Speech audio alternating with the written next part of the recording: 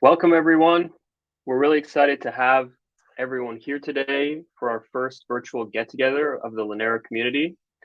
Today, we're going to be kicking off our Developer Summer School Hackathon on DevPost. So to give you a brief overview of the event, first, the Linera founder, Matthew, is going to give us a presentation on the Linera protocol, followed by myself giving a short presentation of the program. Then, if you want to stick around, we're also going to be going into the audience to do a brief mingle session at the tables behind you to answer any questions you have and just socialize a little bit. So with that being said, Matthew, I welcome you to come up to the mic and give us your presentation. Hey everybody. All right, let's do this.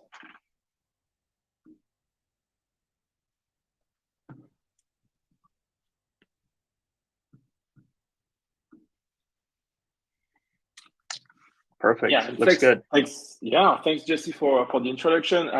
I'm super excited to be here, and congrats everybody for joining the very first online developer event of Linera. Obviously we've been working really hard with the team to make that possible, in particular to make the Linera SDK available. And yeah, so for the first time, people are going to be able to test, to create new applications and test everything. And yeah, we're super excited to see what everybody's gonna build. And of course, we're gonna be there to help and maybe iron out some of the rough edges. Yeah, so I have and so to kickstart the developer school, I wanted to give an overview of what we've been building. And yeah, so there will be more sessions going to details and presenting the Linera SDK in details. But I wanted to also give a technical overview to get started and explain also why we're doing this. Okay, so at Linera we believe that Web3 applications should be able to run on an unlimited number of active users. And we also believe that the current solutions are not the end of the story. In particular, there are many architectures that are based on a single chain, and that makes the user compete for block space in these infrastructures. And so competition for block space basically means that there's an auction system that is going to potentially create very high fees at times for users, or create or just there will be delays that prevent user transactions from being confirmed. And maybe that's fine for some applications, but in Linera we think that there's a way to create a better experience for users and support different kinds of applications. In particular, all kinds of applications that really need low latency interactions at scale. That's really what we want to address with Linera. And for that, we've been developing a very, very new approach that I'm going to present next. And so I'm going to start with an introduction, and then I'll give an overview of the protocol, and then I'll talk a little bit about the Linera SDK. Many applications, many infrastructure, they are assuming a single chain, and the problem is that creates competition for block space between users. So quite naturally, many solutions. It's been many projects that have explored what's called blockchain sharding, and or occasionally also it's called app chains. And the idea is that, well, to mitigate the competition, to add block space to the system, well, you just duplicate many chains. You just duplicate the architecture of one chain into many chains, potentially one chain per application. That's what I meant by app chain. And so in that kind of system, you have one. So you have a number of shards, and every shard is a distinct chain, so it has its own set of validators, right? And that's nice, but the problem is first, if you want to support, so first, if you want to create chains, you need to find validators. So that means that it's actually a very complex operation. And then when you when you have many chains, it means that potentially you want the chains to communicate, and that's also going to create cross-chain overhead, communication overhead. And another issue also is that if one of the chains has too much responsibility in the system, and you'd like to maybe shuffle like where the user accounts are located, that's also a complex operation to migrate some of the components of a chain to another chain. And so for that reason, if your goal is to create a really elastic infrastructure that is able to absorb any kind of load, the classical blockchain sharding shows limitations. So that's what we're trying to solve here. And and so the question is like, can we have elastic decentralized systems?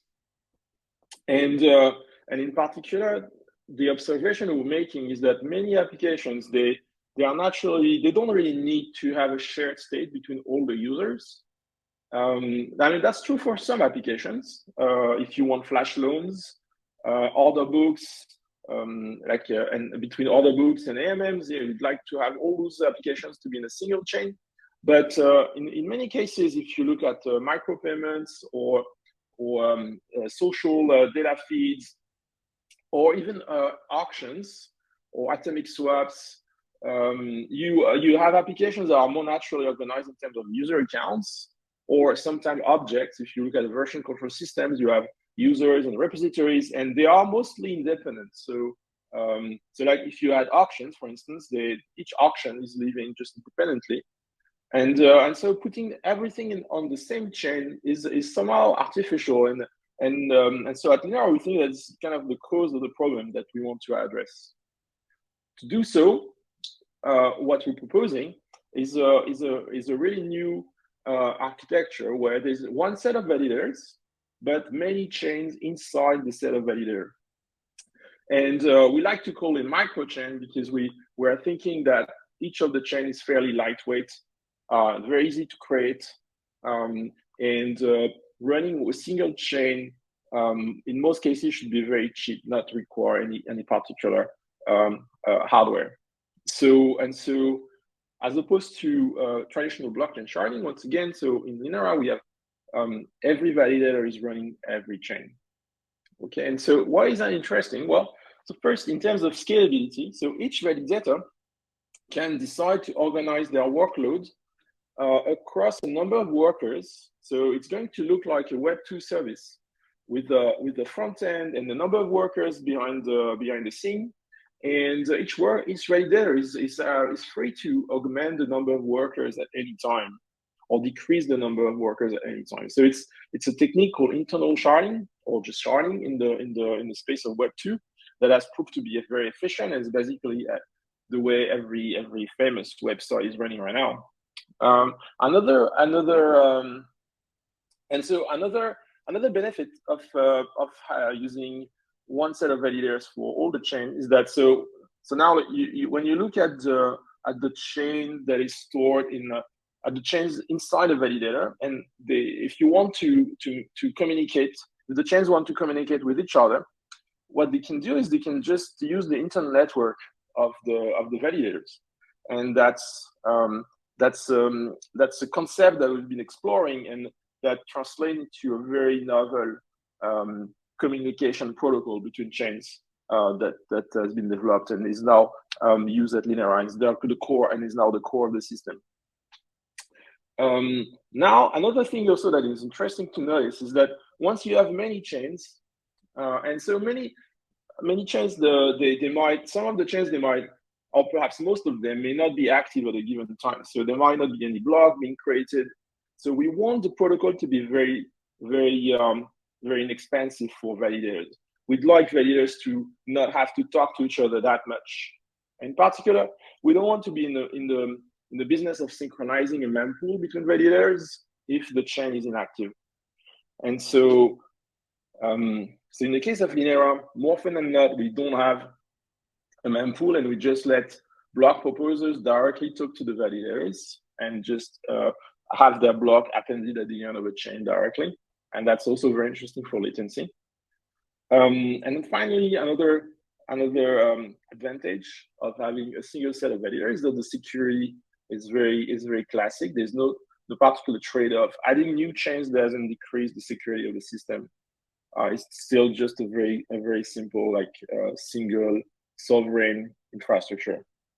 Okay, so that's for the overview that's for the introduction. And now if we look into the details of the protocol, so as I was saying, there's only one set of validators. So the security model is actually a very classic proof of stake and BFT, just the same thing as a single sovereign chain, except this time we have multiple threads of execution inside the system. And now when we look at a particular chain, so we have different types of chain. In Linera, what we do is every chain is validated exactly in the same way, but the blocks can be produced. There are different variants, different types of chains depending on who is proposing blocks. The simplest type of chain, which is at the foundation of the system, is called user chain. For a user chain, there's essentially a single owner of the chain, a single person that is permanently that is a permanent leader of the chain, and so is the only person or the only wallet able to propose blocks. And once again, there are more variants, but this is the core. This is the simplest variant of chain, the simplest kind of chain. So when you have a user chain, so the full node of a chain is likely to be relatively small because the users are only going to create block when they have something to do. And as a consequence, the full node we can put in a wallet, which eventually is going to be in a browser extension or in a mobile device. Okay, and so the nice thing about that is that we have, when there's a chain as a single owner, we have a very simple protocol to create blocks, which involves only 1.5 round trips. So basically, the wallet just proposes a block in parallel to all the validators, receives a quorum of signatures if the block is valid, and then once you have a quorum of signature, you have a certificate, so you already have a proof of finality for the block, and you can just broadcast this to all the validators. And so in this example, we can see that the goal of having only client to validator communication is fully achieved, which is nice. Now, what can we do with blocks? In Linera, a block has, as expected, a number of transactions. What's special, however, is because we are a natively cross-chain, natively multi-chain system, there are two kinds of transactions. One kind is called operations, and another kind is called messages, or receiving incoming messages. So when you are the producer of a block, you will choose a number of incoming messages that you pick from your inbox, and you will choose a number of operations that you want to add and to modify the state of your chain. When an operation is executed or an incoming message is executed, it may produce new messages that are going to be carried asynchronously to other chains. And so the system is guaranteeing that messages, cross-chain messages, are delivered exactly once.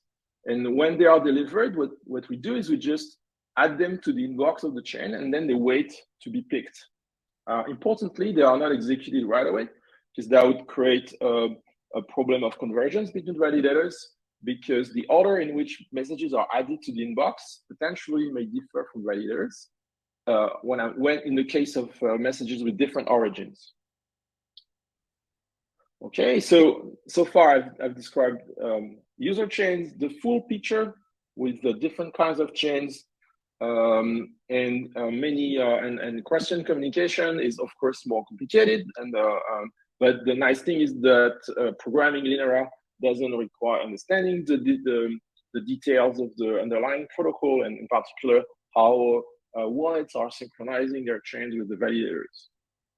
So when you look at the Linera SDK, more likely the users are, this is the right mental model where you can just forget about replication and you have only one validator, at least you can abstract away the system thinking there's only one validator.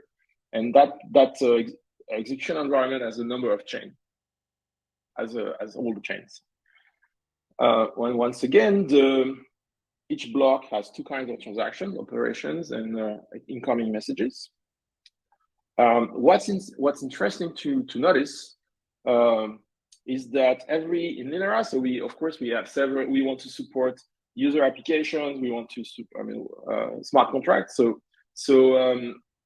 every operation and every message belongs to a particular application. Cross-chain messages, they actually are sent by a particular application and received by the same application, just on a different chain.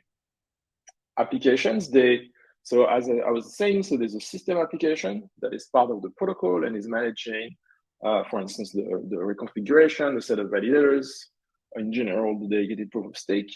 And there are user applications that will be programmed by developers.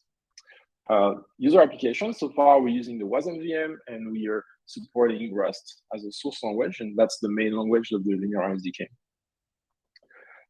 The way you create an application, in the current version of this SDK, there are only user chains. So you have as a user, you have your user chain. You start by publishing bytecode on this chain. And then in the second step, you instantiate some of the parameters left and specified in bytecode to create an application. So why the distinction? Well, for instance, the bytecode could be the program that is equivalent to ERC20 that wants to create, that enables the creation of new tokens. And obviously you want to reuse that program to be able to create any kind of tokens, right? And so every kind of token would be seen as a particular application in a system. Now applications by default, they are created somewhere, but by default they will be auto-deployed. If you create a token on one chain and then you start sending tokens to different users on different chains, when they accept your message, this is going to auto-deploy the application so that they can actually process the incoming message.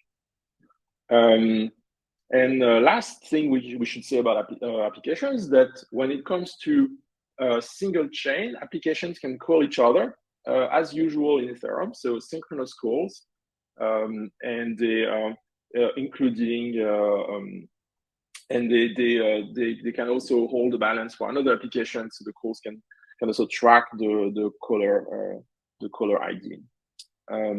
So we inside a chain, everything is composable as usual, and for cross-chain messages, you have within the same application the ability for coordination, right, across chain.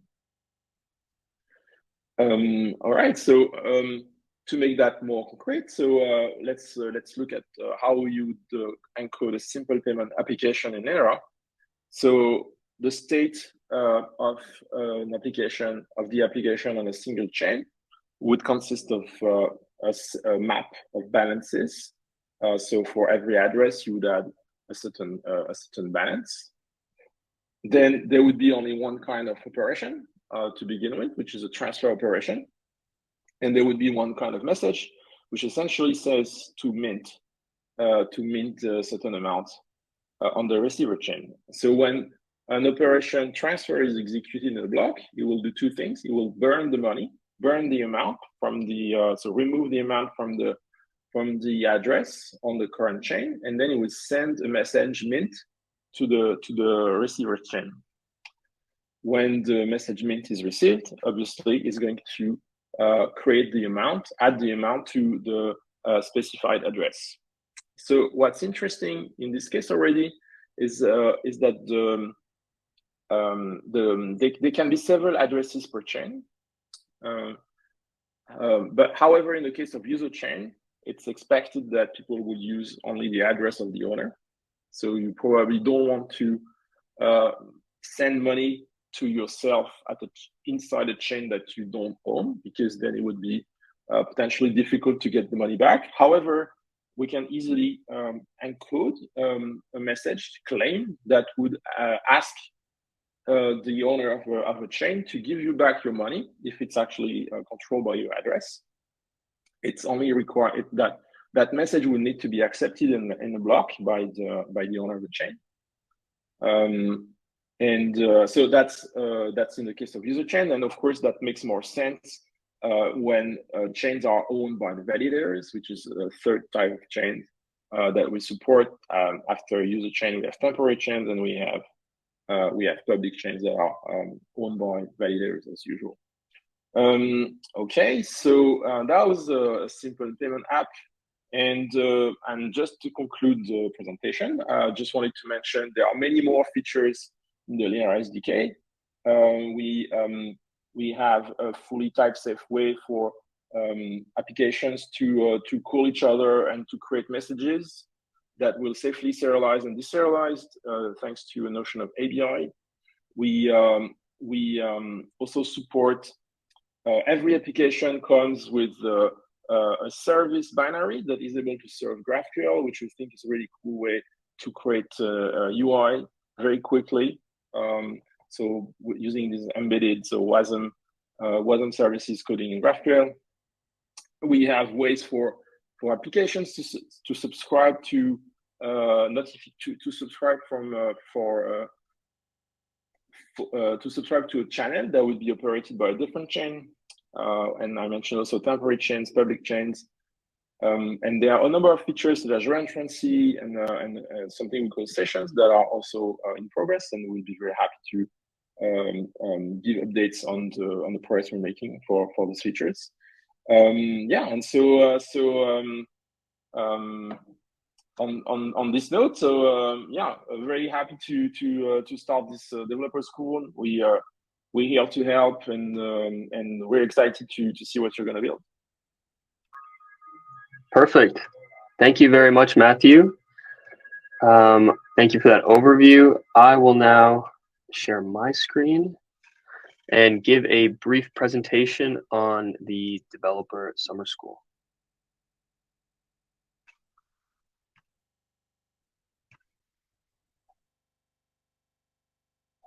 Okay, I hope everybody can see that. So yeah, thanks, Matthew. For my presentation, I'm going to do a deep dive into the specifics of the Developer School program and just go over some things that will help you be successful. So first off, I'd like to outline in a broader sense what this program has to offer and what the opportunities are. So by participating in this program, you'll gain practical experience with the Lanera SDK and Web3 programming. You'll be among the first to learn Lanera's multi-chain architecture. You'll participate in live events and workshops such as this with the Lanera community and team. And at the end, you'll build a locally run Web3 application using Lanera SDK. And of course, also have a chance to win from our $10,000 prize pool. So this is the first time I'm sharing this, and we're going to send out a public calendar link right after this meeting. So we've created a programming schedule for all of the events that are going to be held during the Developer School. This includes 3 live coding workshops to help you get set up with the SDK, a fireside chat between Matthew and a special guest, and also we'll have some drop-in engineering office hours where you can come into GatherTown, join the workshop, and ask the engineering team any questions that you might have. So make sure to look out on Twitter, Discord, Telegram, and also the Dev Post updates page to get that calendar. And all events are going to be held at 12 p.m. Eastern Time or 6 p.m. Central European Time, the time that it is right now. For your submission, we're going to be keeping things broad to allow as much creative freedom as possible.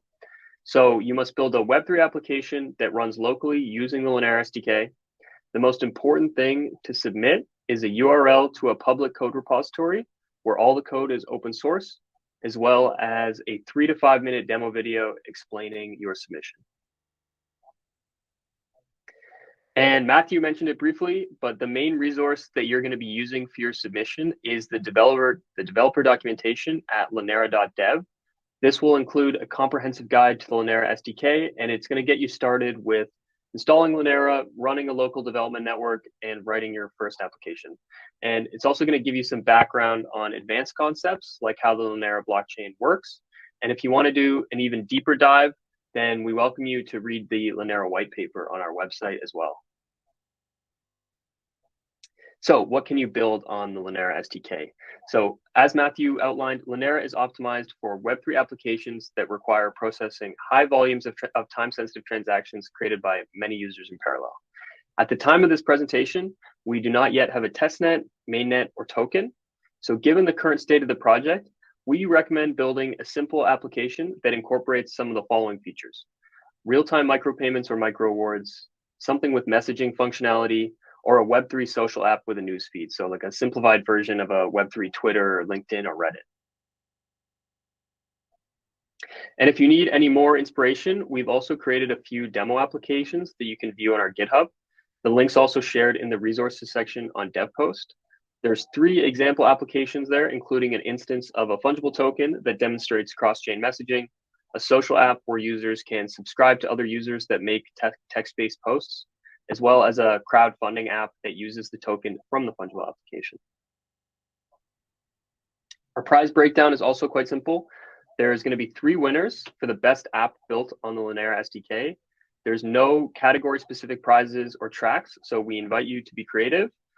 The winners will be up to the discretion of the judges, and the criteria that the judges will be using for your application is they're going to be assessing your technological implementation, design, potential impact, and the quality of the idea.